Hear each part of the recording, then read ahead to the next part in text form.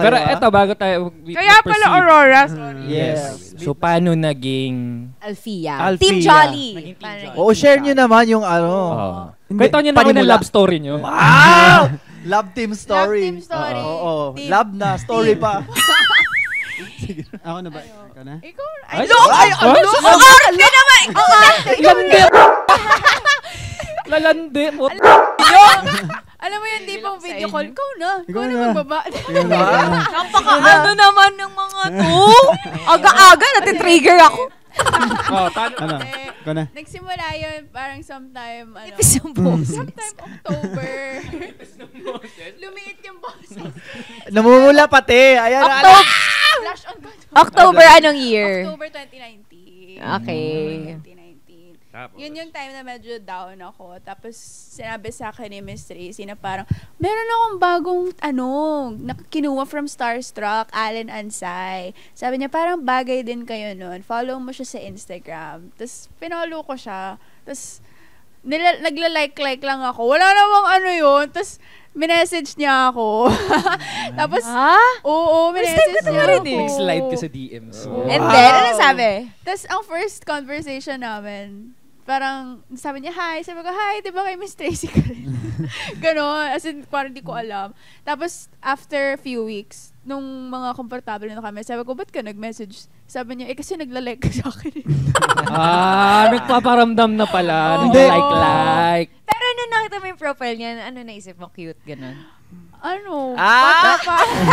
Bata pa ako nun. Hindi, ikwento mo kasi na before, nung stars na kasi, talaga nagkikita na kami. Oo, hindi lang kasi doon nag-start. Sunday Pinasaya pa nun.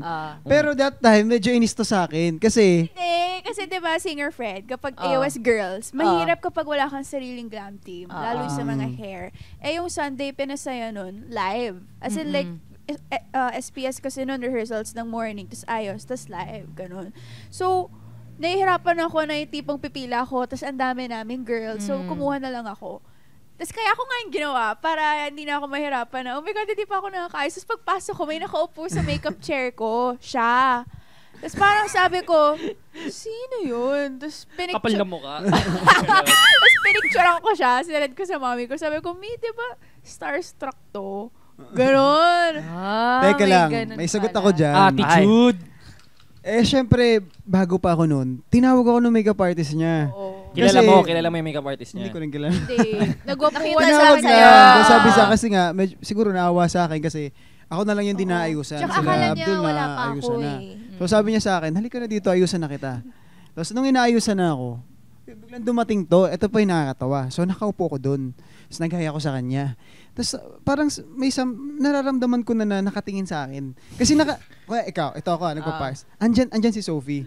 Tapos, feeling ko pinipicturean ako. Kasi, nakaganon yung phone, oh. Noon. Di ka naman sobrang pasimple. Oo. Hindi pa. Tapos ako naman, sige, baka nag-imagine na ako, feeling na ako. Yun nasa. Feeling ka lang. Oo. Tapos after nung magkakilala na kami, totoo nga. Tapos pinakita niya sa akin yung picture. Tama yung hula ko. Meron. Oh my God. Meron. Tapos, binangga niya pa ako sa hallway. Ayun, binangga ko. Ang dami namang hallway. nangyari. So, grabe pala yung build-up. Hindi, ito yung pinakagusto ko dito. Tinanong siya ni Mami, magkakasama kami ng Starstruck. Tingin mo sino yung cute dyan? Magkakasama sila sa cafeteria area. Kung saan tayo Kinikilig ako nag-PPR. sa akin niya. Kasi diba pantry yun before ng buffet type of food for lunch, gano'n. Nakaupo doon siya, si Kim De Leon, tsaka si Abdul. So, sabi ni Mami, Beo, mga starstruck, tingin mo sinong gwapo dyan? Ako, hindi ako madali magwapuan. Wow, ganda. Wow. So, ikaw, Pinara niya yung sarili niya. nag-react sa sarili Pinara mo. yung sarili. Tapos, sabi ko, yun, pwede na. Siya. Pwede na? Pwede na. Pwede na. Hindi, kasi iba na yung glow up niya ngayon. Ang starstruck kasi very totoy. Di ba totoy ka pa noon? Nene ka rin naman nun. Oo, nene rin ako noon. Kaya nga, wow, ganda. Wow, ganda. Pero ano talaga yung point na parang, okay, ano na kami? Partnership na to. On-screen, off-screen. We're Team Jolly na. We're Alfia na. Magkasama na kami sa projects namin. Pandemic talaga nagsimula lahat eh. Kasi since minor kami nun, wala kaming trabaho for 2 years. Tapos, nakakatawa pa. Thank you kay Lord kasi nag-TikTok kami dalawa. Wala pang isang araw, nag-trending siya. Umabot ng mga 4 million sa TikTok nun. Tapos nabalita kami sa Chika Minute. Tapos after nun, sabi ko parang nag-usap na kami na, gulab tayo, gawa tayo ng mga content pa. Hindi pa namin alam na magpa-pandemic nun Yeah. Bago pa mag-pandemic. Siguro mga Nagsistart December na yon. talaga. Gumawa kami ng mga laging million. Hindi, nag-start tayo mag-vlog. Medyo na-predict nyo Oo, na, medyo may mag-start- mga tas inuubo nag-start na, kami kailangan ng- natin oo. mag-TikTok. Pero nung nagko-collab na kayo, medyo crush nyo na isa't isa. Ako, crush ko na siya nun. Wow! Gusto ko yung mga ganun sagot diretso. Oo, matapang! I like it. Ganda, I like ganda. it. I like it. Sabay.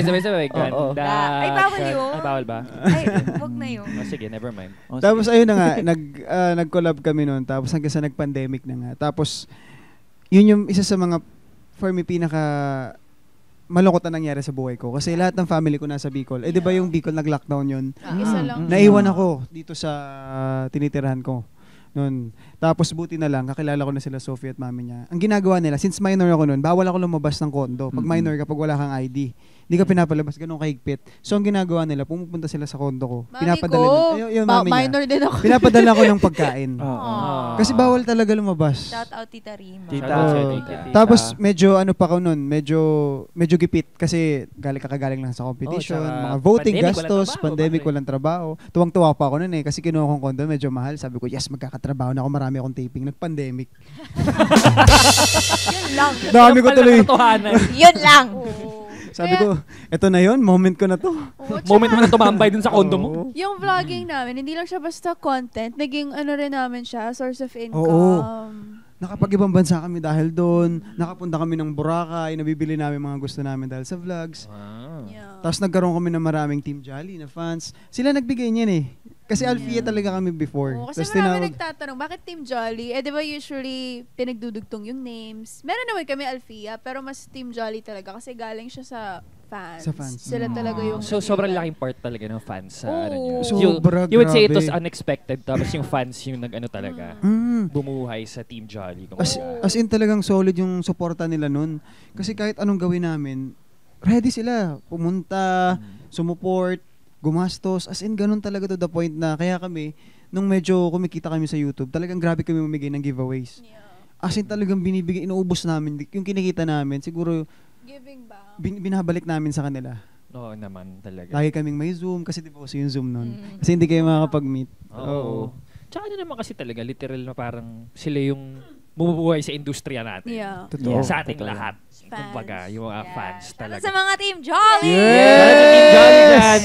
Naramdaman ko rin kaya yung love ng Team Jolly during yung Love Is. Sobrang Diba? lakas nila pare. Tsaka grabe sila sumuporta. Grabe.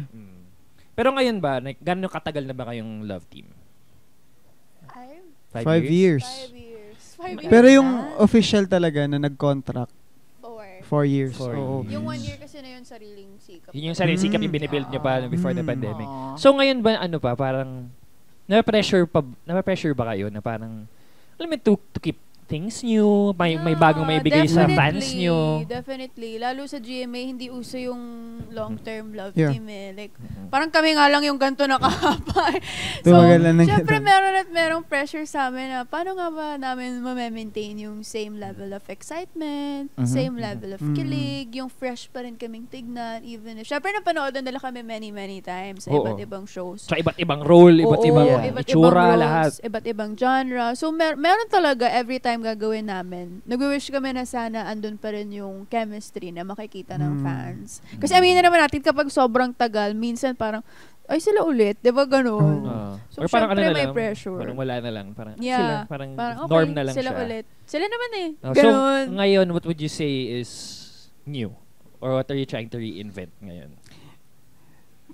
Kami kasi ni Sophie, tinatry namin na, since tumatanda na rin naman kami, kumbaga, medyo hindi ko alam term, Mas mature na, kumbaga. mas ganun. Mas mature na Kumbaga, before, pa-cute-cute lang. Kumbaga, ngayon, medyo nagle-level up na. Tapos, yung sa kilig, May kiss na, gano'n. hindi wala. Agay, oy! Wala. Hi, tita. Si Sean minsan parang Tito Boy no? Gugulat ka na lang Okay eh. ba? Eh, Okay ba yung tanungan, Are? Oo. Straightforward eh. Ay, sorry. Sorry. Nadolas. Pero ako like, dahil nakakasama namin sila sa AOS, nakita ko clearly yung parang progression nila from Yeah. yung mga TikTok na na sayaw-sayaw. Tapos biglang nung nag-18 na si Sofia, tapos ngayon parang nag-level up talaga yung mga prods nila, the way they interact with each other on stage. Parang yun yung nakita ko na at least sila din, aware din sila na you have to grow. Yeah. Oo. Yeah. So, love that for you Tsaka before, guys. hindi nyo kami makikitang nakikipag-TikTok with others. Ano Kasi, TikTok with oh, others? bata, may mga, ba't ka Masyadong nakikipag-TikTok ano? with her? Ba't ka nakikipag-TikTok with him? Ngayon, mas mas alam mo yung mas nakikipag-explore na kami with others. Pero alam namin na, syempre, at the end, Team Jolly pa din. Anong pakialam? Ganun na yun. Sige, TikTok ka na dyan. TikTok ka na dyan. Sumama ka na dyan. So, TikTok doon. After 5 years.